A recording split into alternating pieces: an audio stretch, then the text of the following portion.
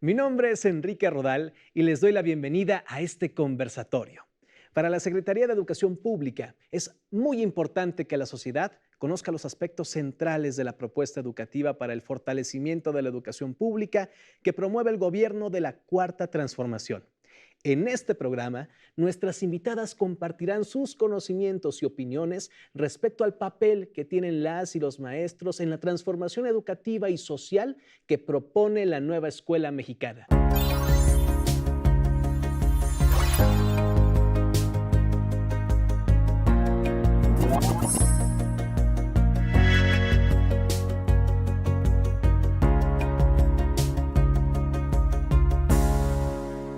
Nos acompaña la maestra Natalie Varela Valtierra, quien es licenciada en Historia y maestra en Docencia para la Educación Media Superior por la Universidad Nacional Autónoma de México.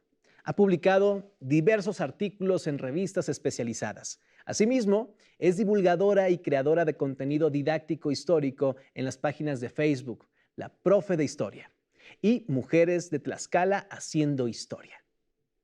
Es integrante de la Comisión para la elaboración del libro de texto Tlaxcala, nuestro patrimonio cultural, y coautora del mismo. La maestra Natalie fue galardonada con la medalla y el reconocimiento a la práctica educativa implementada durante la contingencia de SARS-CoV-2.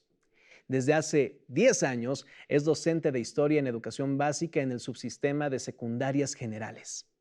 Muchas gracias, maestra, por estar con nosotros. Muchas gracias por la invitación. También se encuentra con nosotros la doctora Gisela Victoria Salinas Sánchez, quien es profesora normalista, licenciada y maestra en Antropología Social y doctora en Desarrollo Educativo con énfasis en formación de profesores. Ha sido docente en educación primaria, secundaria, licenciatura y posgrado. Cuenta con amplia experiencia en la formación de docentes, particularmente para la educación indígena. Tiene diversas publicaciones sobre formación de docentes, educación indígena, educación intercultural y profesión docente. Actualmente es titular de la Jefatura de Oficina de la Secretaría de Educación Pública. Muchas gracias por estar con nosotros, maestra Gisela. Muchas gracias.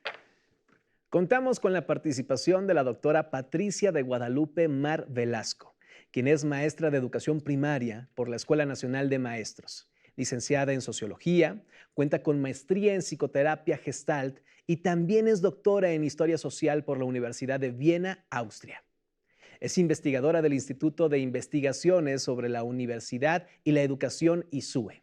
Entre sus líneas de investigación se encuentra Pedagogía Gestalt en la formación de investigación, Educación Básica y formación docente, Derechos Humanos y Derecho a la Educación, donde cuenta con trabajos académicos entre los que se encuentran el normalismo en México en cifras, los docentes de educación básica y media superior ante la COVID.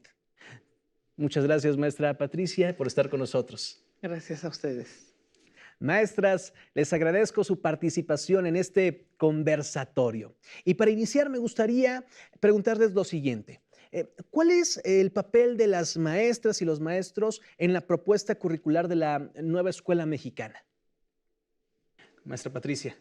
Sí, bueno, el papel de los maestros cambia y no cambia, porque es un papel sumamente activo, pero de hecho siempre lo ha tenido que ser, porque el maestro siempre ha tenido que atender toda clase de eventualidades en el salón de clase, todo tipo de, cada niño es diferente, cada grupo que recibe es diferente. Entonces, en realidad, el profesor ha tenido un papel activo y ha tenido una cierta libertad, incluso al interior del salón de clase, que no ha sido reconocida del todo. En este momento, lo que sucede es que se le reconoce y que a nivel jerárquico también debe ser reconocido. El maestro no debe sentirse constreñido por cuestiones formales, sino que lo que tiene que ver es lo que está sucediendo tanto en el salón de clase como lo que viene desde la comunidad y atender este vínculo. Entonces, en ese sentido, es un papel activo más reconocido, digamos, reconocido desde la institucionalidad y en este sentido va a tener mayor libertad. Mayor libertad, más reconocido, más activo, maestras. Sí. ¿Concuerdan con esta respuesta? Yo concuerdo con ella. Efectivamente, los maestros siempre tienen que tomar decisiones en su salón, siempre. tengan o no el aval de sus autoridades. Un maestro se enfrenta, una maestra se enfrenta cotidianamente a múltiples problemas en el aula que le permiten también hacer acopio de lo que ella sabe, de lo que ya tiene en su trayectoria, en su formación, y puede permitirle tomar decisiones que incidan en una manera diferente de enseñarle a sus alumnos, a sus alumnas. Esto, por supuesto, ahora con la nueva escuela se busca que sea explícitamente reconocida esa autonomía profesional con la que los maestros han venido construyendo la escuela mexicana. Esa escuela pública mexicana que tiene que ver directamente con lo que los maestros desde las aulas y desde lo que les permite la profesión posibilitan de una mejor enseñanza y mejores aprendizajes para las niñas y los niños. Exactamente. Uno de los rasgos centrales de la propuesta educativa es la autonomía profesional del magisterio. ¿Nos podrían explicar de manera sencilla qué significa que las y los maestros tengan autonomía profesional, maestra Natalie? Claro, pues la autonomía es la capacidad que tenemos las maestras y los maestros para decidir y para poder incidir en nuestros grupos. Retomando las ideas de las maestras, pues yo creo que tenemos un papel protagónico en este suceso importante que es la nueva escuela mexicana, porque somos quienes estamos día a día en las aulas. Somos quienes trabajamos, quienes nos enfrentamos a los problemas diarios, quienes con mucha creatividad resolvemos esos problemas, y esa autonomía se ve reflejada en esa forma de enseñar, en esa forma de resolver los problemas que tenemos en las aulas. Hablábamos también de que somos constructores, ¿no? Constructores de un cambio de conciencia, porque nosotros somos quienes y nosotras quienes vamos a incidir en esta educación que buscamos, que queremos para nuestras niñas y niños. Yo creo que es la libertad que tienen para poder decidir, tomar las mejores decisiones pedagógicas con relación a los procesos de enseñanza y aprendizaje sobre los que tienen que trabajar. Y tiene que ver con su propio trayecto formativo, tiene que ver con su experiencia, tiene que ver con el conocimiento de quiénes son sus alumnas, sus alumnos, dónde está ubicada la escuela. Y finalmente, bueno, esto es también tomar en cuenta a los niños y a la comunidad. Un buen maestro, una buena maestra siempre conoce cuál es la comunidad a la cual pertenece la escuela, quiénes son sus alumnos, de qué manera sus alumnos también han venido aprendiendo, qué saben sus alumnos, qué esperan también las madres, los padres de familia, las familias de la escuela misma, y eso le permite al maestro también tomar decisiones pedagógicas, y ahora lo estamos pensando en términos de que pueda ser explícitamente y reconocido a partir de lo que decía la maestra Patricia, por ejemplo. Maestra, ¿saben cómo se sienten las y los maestros ejerciendo la autonomía profesional después de tantos años que no fueron considerados en la construcción del currículo escolar, maestra Natalie? Pues es un agobio. De pronto yo les decía, buscábamos tanto la libertad y ahora que la tenemos, no sabemos qué hacer con ella, porque estamos acostumbradas y acostumbrados a que se nos da un formato, un currículo cuadrado, y no hay forma de, no había forma de modificarlo. Y ahora tenemos esa libertad, ¿no? Esa autonomía. Y de repente esto sí se presentan problemas, sí se nos presentan retos que debemos afrontar. Por ejemplo, yo soy del nivel de secundarias, los retos que nos presenta coincidir en las horas, porque no todos vamos por el mismo número de horas. El coincidir en esta creación de la búsqueda del programa analítico, del codiseño, nos ha resultado un desafío impresionante, porque es también coordinar, ¿no? Tenemos muchas formas de pensar, tenemos formas de resolver esas dificultades, ¿no? De manera particular, pero nos tenemos que dejar de esa individualidad y hacerlo en un grupo, en un equipo, en pro de la comunidad, ¿no? Lo que decían, ver qué necesidades hay para realmente a partir de la educación incidir en esas problemáticas o necesidades. Pero pues también no todo es negativo, yo lo veo también, estamos los profesores y las profesoras con ánimo, con la expectativa de saber que podemos tener de verdad una verdadera autonomía. Sí, me gustaría agregar algo. La autonomía es un reto. Es un reto y es una responsabilidad, por supuesto.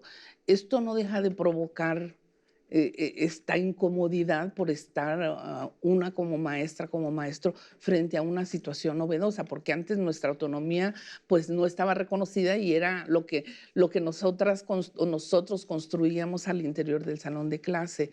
Yo recuerdo en cursos que daba que maestros se quejaban de que eso que usted dice lo dice muy fácil, pero si yo saco a mis alumnos y no lo tengo en mi registro, me regañan y me dicen que por qué ahora estoy haciendo una cosa diferente a lo que yo planeé, etcétera.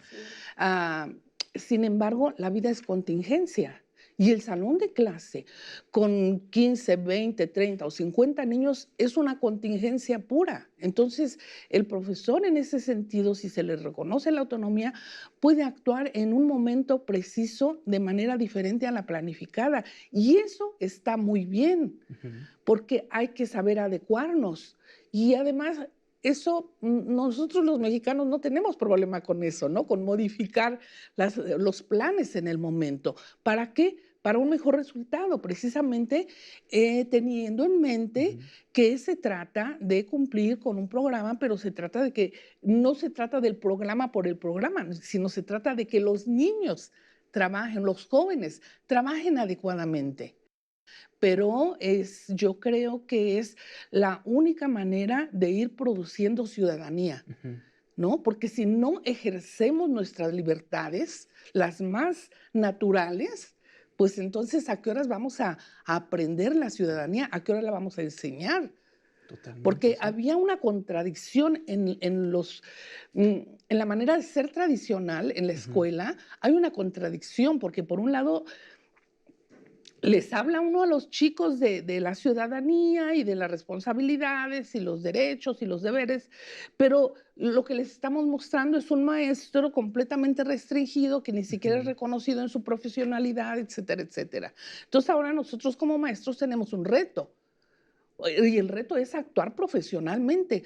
Un médico no va a preguntarle al jefe del área qué va a hacer con este paciente. Tiene autonomía plena para actuar. ¿Por qué? Porque es un profesional. Y los maestros, ¿por qué tendríamos que hacer una listita y ir palomeando nada más lo que podemos hacer? No. No, porque eso está negando nuestra profesionalidad. Entonces, y también nuestro derecho, también derechos como maestros.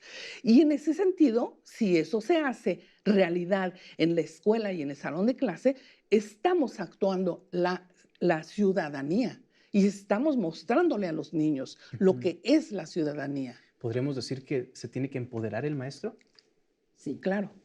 Claro, yo creo que se tiene que empoderar, pero en el sentido de también asumir responsabilidades. Claro. Porque, por supuesto, la autonomía implica pensar las cosas de una manera distinta, no esperar a que nos den la indicación de cómo vamos a hacer las cosas, sino construirlas nosotros y construirlas también con nuestros estudiantes, con las madres y padres de familia en donde haya la posibilidad de hacerlo, pero pensar también que estamos obligados como maestras, como maestros, a seguir aprendiendo.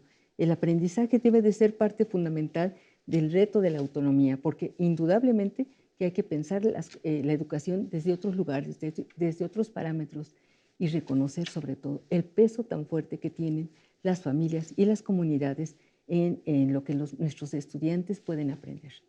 Exactamente, maestra Natalie. ¿Usted cómo lo ve ante grupo? Digo, entiendo que estoy hablando con 3 maestras, pero ¿usted cómo lo ve ante grupo? ¿Usted está más al calor del momento con ellos? Estamos también acostumbradas y acostumbrados a que es el docente, ¿no? Quien lo sabe todo. Y aquí la maestra tocó un punto importante. Debemos de aprender, de no dejar de sorprendernos, de seguir aprendiendo, porque vamos aprendiendo mucho con las nuevas generaciones. Yo ya llevo 10 años dando clase y no son los mismos estudiantes de hace una década, que ahora el pensamiento va cambiando. Y nosotros tenemos esa fortuna de poder ver cómo las sociedades traen una nueva forma de pensamiento, de vida. Entonces, nosotras debemos de conducir, de ser capaces de conducir o ayudar a nuestros estudiantes también a encontrar esa capacidad, esa forma de tomar decisiones. Decían también, ¿cómo vamos a enseñarles de ciudadanía, de democracia, si no les estamos permitiendo expresarse, si no les estamos permitiendo tener opciones, decidir, proponer? Yo les decía, bueno, ahora historia y geografía no vamos a repasar, vamos a ver proyectos de qué les hubiera gustado que les enseñaran en la escuela.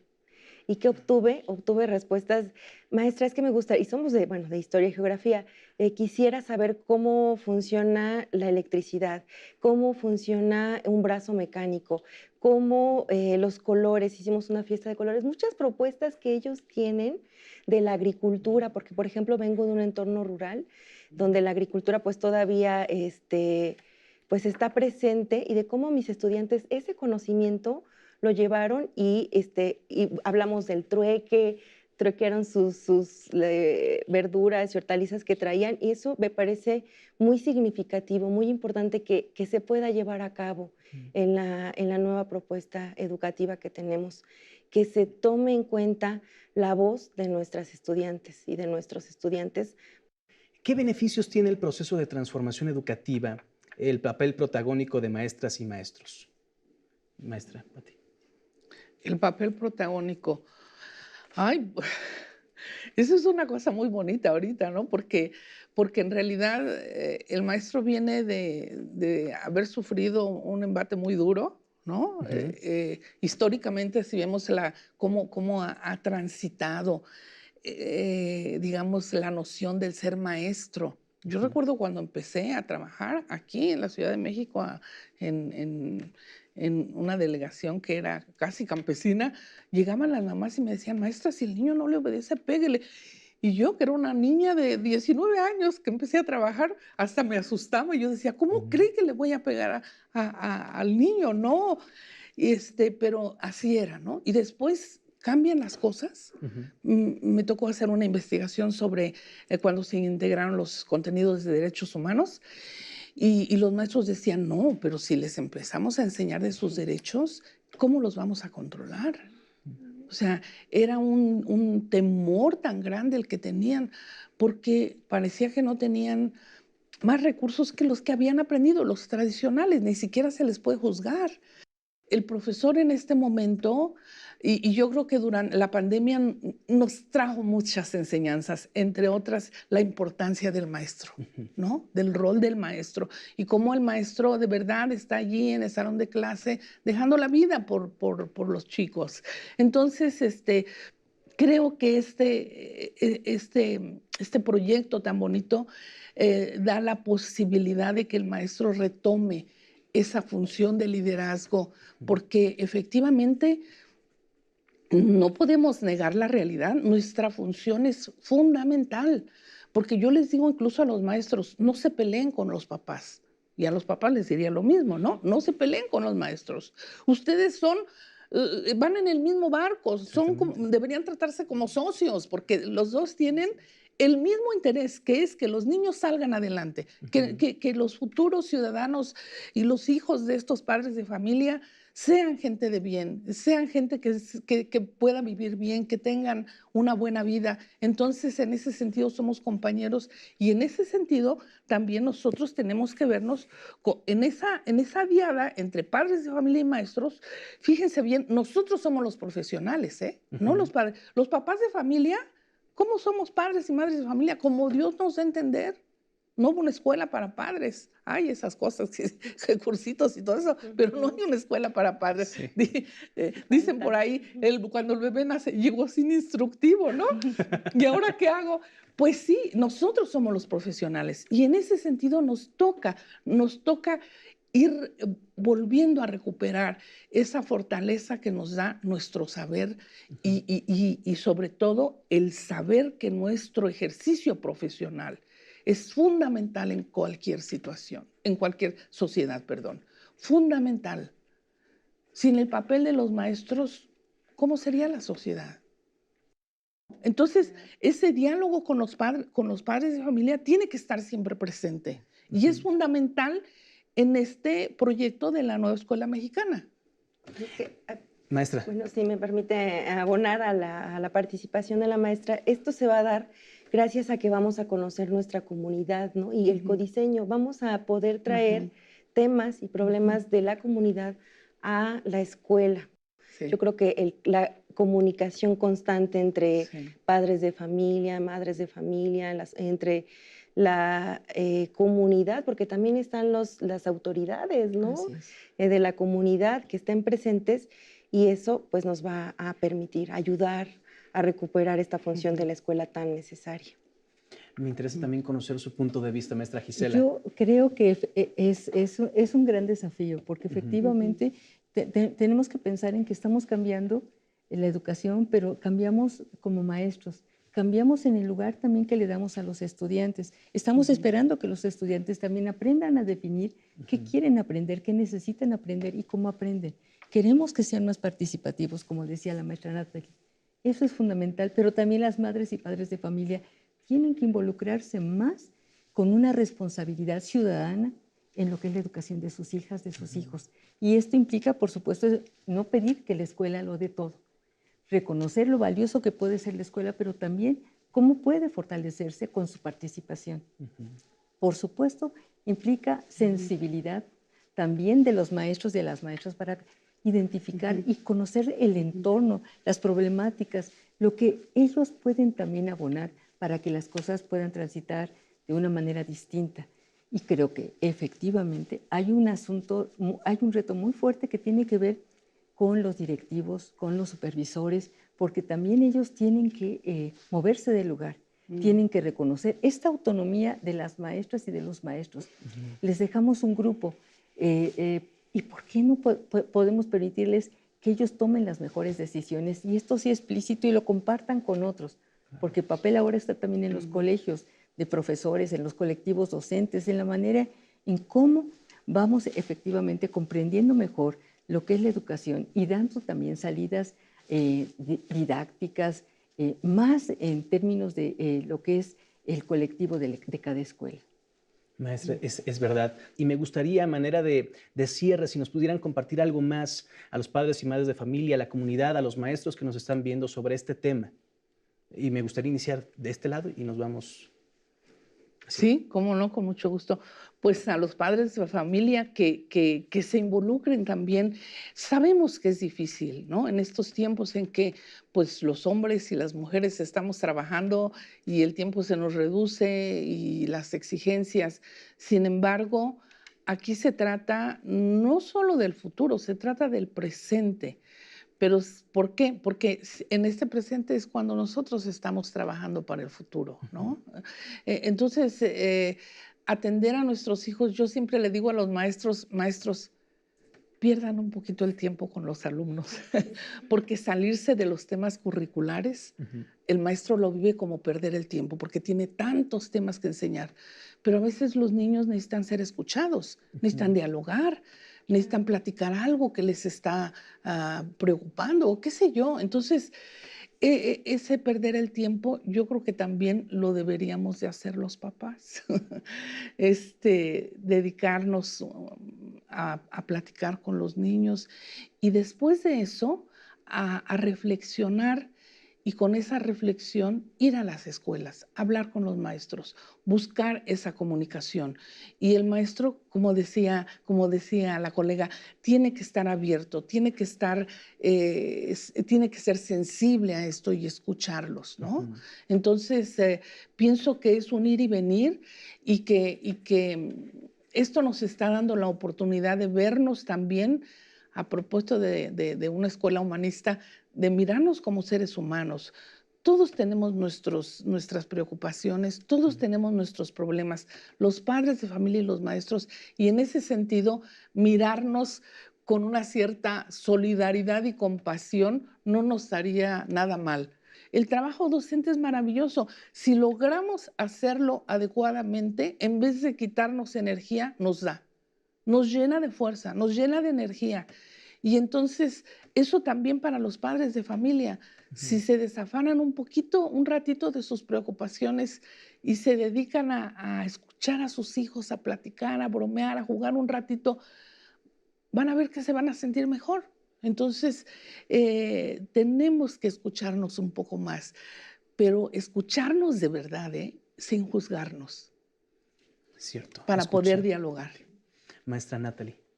Claro, pues yo le diría a los padres, madres, a las familias que tienen a un niño, niña o joven en sus casas y que está en las escuelas, les diría que pasaran tiempo con ellos, con ellas, que los conocieran, porque a veces se pierde esa conexión, por las mismas dificultades diarias de la vida, el que no vean a la escuela o a los maestros como un lugar más, pero debemos verla como algo de positivo, como un lugar en el que distintas personas van a coincidir y que van a buscar una mejora para su sociedad. Eso es lo que busca o que debería buscar la escuela.